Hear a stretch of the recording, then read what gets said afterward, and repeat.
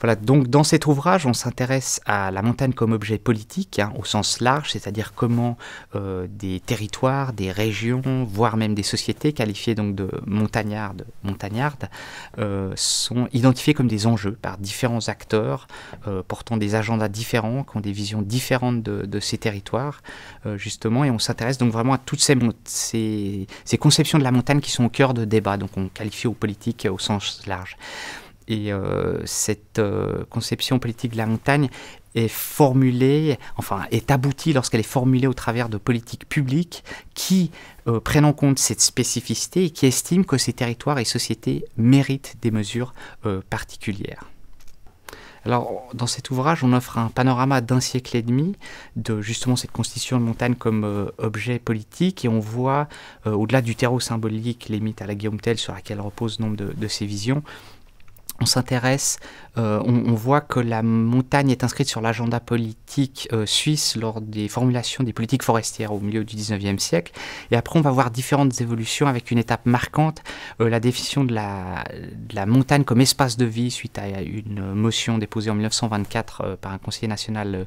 zurichois. Et là, ça va vraiment donner un trend à l'ensemble de la politique suisse où on s'évertuera vraiment à maintenir, à améliorer les conditions de vie des populations en zone de montagne. Et ce que nous avons vraiment essayé aussi de montrer dans notre ouvrage, c'est le changement contemporain, c'est-à-dire que pendant une longue période, il y a une sorte de consensus de solidarité de la Suisse envers les zones de montagne. Et puis, au milieu des années 1990, on assiste à un renversement de perspective dans le contexte néolibéral où ce que nous évoquons dans notre ouvrage, c'est-à-dire qu'on passe d'une logique de guichet à une logique de projet. C'est-à-dire que vous allez à un guichet et vous obtenez des subsides parce que vous êtes montagnard, vous obtenez ces subsides de ce fait, à une logique de projet, c'est-à-dire que vous allez à un guichet, mais cette fois, vous obtenez des subsides pas parce que vous êtes montagnard, mais parce que vous êtes porteur d'un projet. Et donc, ce qu'on constate, c'est que la référence à la montagne est toujours bien présente, mais comme périmètre d'action, c'est quelque chose qui s'amenuise de manière drastique. Donc lorsqu'on a abordé l'éditeur avec ce projet de travailler sur la montagne comme objet politique, c'était un sujet en perte de vitesse.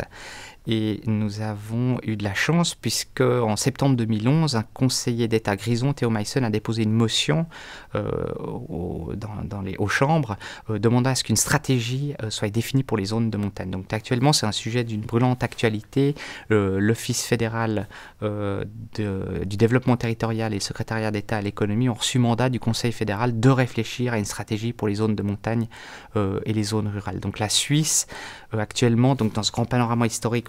on évoque les différentes visions qui ont été projetées sur la montagne, et là, actuellement, la Suisse est en train de réfléchir au type de relations qu'elle veut développer avec ce type de territoire et les sociétés qu'on y trouve.